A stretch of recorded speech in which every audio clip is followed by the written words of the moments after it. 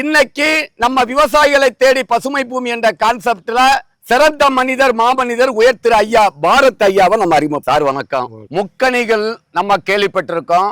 மா, பிளா, வாழை, இந்த மூணுமே தமிழர்களுடைய பழங்களில உணவு வகையில ஃப்ரூட்ஸ்ல முதன்மையானது. அதுல கிங் ஆப் தி ஃப்ரூட்ஸ் சொல்றது பாத்தீங்கன்னு சொன்னா மேங்கோ. மா சாகுபடி செய்து அந்த மான் சாகுபடியில பல பிரச்சனைகள், பல தொழில்நுட்ப கோளாறுகள், பிஞ்சுகள் உதிர்கிறது, பூக்க வேண்டிய காலங்களில் பூக்காம இருக்கிறது. அப்படி அந்த பிஞ்சுகள் முத்தி அது பழமாக வேண்டிய ஸ்டேஜ்ல இங்க பாருங்க பழங்கள் அப்படியே வெடிக்கிறது.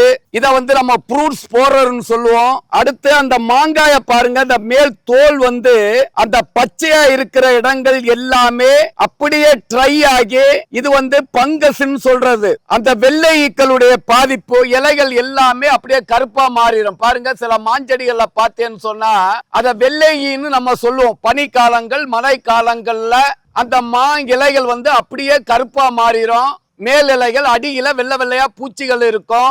அடர்வு நடைமுறையில 15 அடி இடைவெளியில மான் செடிகளை சாகுபடி செய்து தண்ணீர் நீர்ப்பாசனத்துக்கு ஒவ்வொரு அந்த மான் செடிகளுக்கு அதுக்கு தண்ணியும் கொடுக்கறீங்க. மண்ணை பார்த்தீங்கன்னு சொன்னா செம்மண், மாமரம், பழச்செடிகள், மரச்செடிகள், தென்னை மரத்திற்கு எல்லாமே உகந்தமான மண்ணு. இடைவெளியும் கரெக்டா நீங்க 15 அடிக்கு ஒண்ணு போட்டிருக்கிறதும் ஒரு அற்புதமான.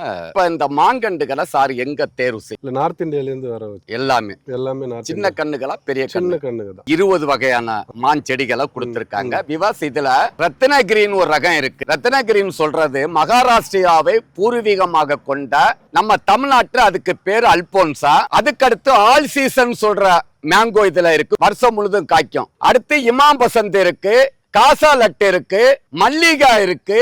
நார்த் இந்தியாவில் உள்ள மாஞ்செடிகள் அது நம்முடைய தமிழ்நாட்டினுடைய கிளைமேட்டுக்கு வருமானு பார்த்தேன்னு சொன்னா கண்டிப்பாக மாஞ்செடிகள் எங்கெங்க சூரிய ஒளி அதிகமா இருக்கோ அங்க எல்லாமே இந்த மாஞ்செடிகள் காய்ப்புக்கு வரும். அப்ப இதுல ரகத்துல கோளாறு இல்ல. பூக்குதா சார்? பூ வந்தா கருகுது சில டைம்ல. பிளஸ் காய் வந்தாலும் இது மாரி இந்த கருப்பு மாரி அடிக்குது. காய் வெளியில பச்சையா இருந்தாலும் உள்ளார பாத்தீங்கன்னா ஒரு மாதிரி வெம்பி போன மாதிரி உள்ள புழுவும் இருக்கு. நம்ம இதுல இருந்து ஏதாவது நல்ல பழங்கள் எடுத்து ஏதாவது சாப்பிட்டு இது வரைக்கும் இந்த வரைக்கும் ஆமா இது மட்டும்தான் ஒண்ணு நல்லா இருந்தது. அதுவும் நான் பழமா சாப்பிடல, செங்காயா இருக்கும் போது சாப்பிட்டேன். கொஞ்சம் நல்லா இருந்தது, டேஸ்டா இருந்தது. மீதி எல்லாம் எனக்கு பழமா இருந்தாலும் ஒரு மாதிரி சல்ப ஒரு ஸ்வீட்னஸ் இல்ல. இத மாதிரி பலதரப்பட்ட பிரச்சனைகளை தீர்வு காண்பதற்காக நம்ம இன்னைக்கு வந்திருக்கோம். ஐயா பல பிரச்சனைகள் சொல்லி இருக்காங்க. இப்ப இந்த பிரச்சனைகளுக்கு தீர்வை தேடி நம்ம இன்னைக்கு நம்ம தோட்டத்துல வந்திருக்கிறோம். இப்ப தண்ணி எத்தனை நாளைக்கு ஒரு கொடுக்குறீங்க? தண்ணி இப்ப மழை காலங்கள்ல இப்ப நான் எதுவுமே தண்ணி திறந்து விடுறது கிடையாது. ஏன்னா இது கமர்ஷியல் போர்ன்றதால ரொம்ப மண் வெடிக்குது அப்படின்னா அந்த டைம்ல மட்டும் தண்ணி விடுவேன். வேற பூக்குற தருவாயில தண்ணி கொடுக்கறது இல்லை. மாஞ்செடிகள் எப்போ பூக்கு வரும்னு பாத்தீங்கன்னு சொன்னா நவம்பர், டிசம்பர், ஜனவரி, பிப்ரவரி, மார்ச், அதிகபட்ச மார்ச்சுக்குள்ள எல்லா மாஞ்செடிகளும் அந்த ரகத்துக்கு ஏற்றவாறு பூக்கள் வரும். ஃபர்ஸ்ட் மாஞ்செடியில பூவுக்கு வாரது எதுன்னு பாத்தீங்கன்னு சொன்னா இமாம் பசந்த், பங்கனப்பள்ளி, அல்போன்சா, சேலம் ஒட்டு, கடைசியா வாரது காசாலட்டு. ஏப்ரல் மாதம் அந்த டைம்ல பூ பூக்கும். மாஞ்செடிகள் ரகத்துக்கு ஏற்றவாறு எல்லாமே ஒரே டைம்ல பூக்கும் வராது, ஒரே நேரத்துல காய்ப்புக்கும் வராது. பூக்கள் முடிகிற வரைக்கும் தண்ணி கொடுக்க கூடாது. கண்டிப்பாக நீங்க தண்ணி கொடுத்துட்டீங்கன்னு சொன்னா பூக்கள் கூடிய ஹார்மோன்ஸ் அது இலைகளா மாறிடும். பிஞ்சுகள் பிடித்த பிறகுதான் வாரத்துக்கு ஒரு நாளோ 10 நாளைக்கு ஒரு நாளோ மண்ணினுடைய தன்மை கேட்டவாறு நீங்க தண்ணி கொடுக்கணும். அதுக்கப்புறம் காய் முத்தின பிறகும் நீங்க தண்ணி கொடுக்க கூடாது. அப்பதான் அந்த பழங்கள் டேஸ்டா மாறிடும். நீங்க தண்ணி முத்தின ஸ்டேஜ்ல கொடுக்கும் போது பழங்களுக்குள்ள ஃப்ரூட் போரர், அந்த பழங்கள் டேஸ்ட் இல்லாம இத மாதிரி பழங்கள் வெடிக்கிறது. இது பூச்சிகளுடைய பாதிப்பு இதுல இருக்கு, பூஞ்சலத்தினுடைய பாதிப்பு இதுல இருக்கு. அதுக்கு தீர்வையும் கொடுத்து சீசனுக்கு இந்த மாஞ்செடிகள் நல்லா உங்களுக்கு பலனை வயபுலா நல்ல ஒரு வருமானம் கொடுக்க வேண்டிய சில தொழில்நுட்பத்தையும் பசுமை பூமி இந்த இடத்துல நம்ம கொடுக்கிறதுக்கு முன்பாக இப்ப இந்த மாஞ்செடிகளுக்கு இதுவரை என்னென்ன உரங்கள் சார் கொடுத்தீங்க? உரங்கள்னு ரொம்ப நான் கொடுக்கல. ஆக்சுவலா மாட்டு சாணம், ஆட்டு சாணம் இது மட்டும் தான் வச்சு தண்ணி மட்டும் தான் விடுவேன். வேற ப்ரூனிங் இத மாதிரி கபாத்து எதுவுமே நம்ம பண்ணல. ரொம்ப பெரிய அளவு தண்ணி சார் தூரு கிட்ட கொடுக்கிறது மிகப்பெரிய தவறு. அடுத்த மாஞ்செடிகளுக்கு 3 அடி 4 அடிக்கு வெளியில தான் சார் தண்ணி கொடுக்கணும். பூக்க வேண்டிய தருவாயில பூக்காது. அப்படி பூத்தாலும் பிஞ்சுகள் பிடிக்காது. மீறி பிஞ்சுகள் பிடித்தாலும் பூச்சி நோய்களுக்கு வசப்படும். ஆனா இந்த பெரிய அளவுல வளர்ந்த மரங்கள் எதுவுமே வந்து பூ வைக்கல. இந்த வருஷம் நம்ம பூ வைக்கிறதுக்குள்ள ஐடியாக்களை பாக்குறோம் சார். முதல் வேலையா கொத்துங்க.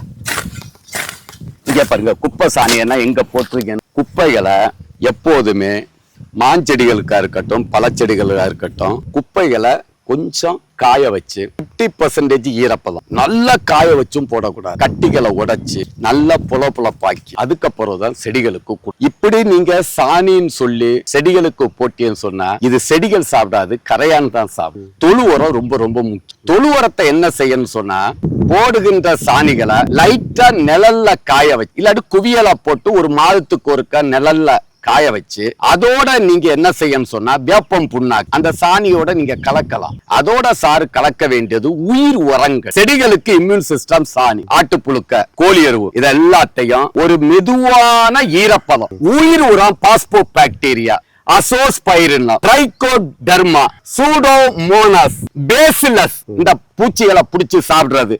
அப்ப இதெல்லாம் வராம இருக்கிறதுக்கு அந்த உரத்துல உயிர் உரமாகிய வேம், வாஸ்குலர், அர்பஸ்குலர், மைக்கோரைசா, பெவேரியா, வெட்டிசிலியம், பேசினஸ் உள்ள உயிர் உரங்கள் எங்குமே கிடைக்கும். உரக்கடைகள்ல கேட்டாலே கிடைக்கும். அப்படி இல்லாட்டி நீங்க பசுமை பூமியை தொடர்பு கொண்டு அந்த வேப்பம் கொட்டை கிடைச்சா கொட்டையை வாங்கி இடிச்சு எண்ணெயை எடுக்காம அந்த தொழு உரத்தோட ஒரு வருஷத்துக்குள்ள தொழு உரத்தை ஒரு இடத்துல இதையும் போட்டு 6 மாதத்துக்கு ஒருக்க கிளறி காய விடாம ஒரு பிளாஸ்டிக் அல்லது கோணிப்பை சாக்க போட்டு அப்படியே மூடி வச்சு ப்ராசஸ வந்து நீங்க அக்டோபர் மாதம் ஆரம்பிச்சிடணும். மரங்களை கவாத்து பண்ணணும். அது சின்ன மரமா இருந்தாலும் சரி, பெரிய மரமா இருந்தாலும் சரி, எப்படி கவாத்து பண்ணணும் என்பதையும் நான் இப்ப சொல்லித்தரேன்.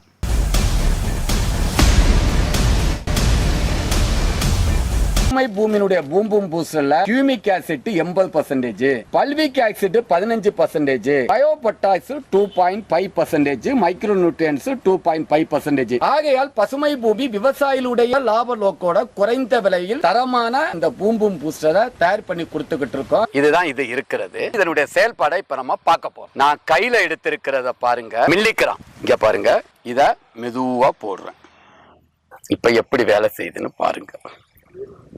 இதுதான் வேர் வளர்ச்சியை தூண்டி பயிர்களுக்கு வறட்சி, கோடையில தண்ணி பாய்க்க முடியலையா, பூம்பும் பூஸ்டர் போட்டா வறட்சியை தாங்கும், பூச்சி நோய்க்கு எதிர்ப்பு திறன், காய்கறிகள் டேஸ்டா இருக்கும். ஆல் இன் ஒன், எல்லா பயிர்களுக்கும் மட்டுமே உள்ளடக்கியது. இதை வாழை, ரப்பர், காபி, நெல்லி, தேயிலை, பூச்செடிகள், நிலக்கடலை, பாக்கு, காய்கறிகள், எண்ணெய், ஏலக்காய் போன்ற அனைத்து விதமான பயிர்களுக்கும்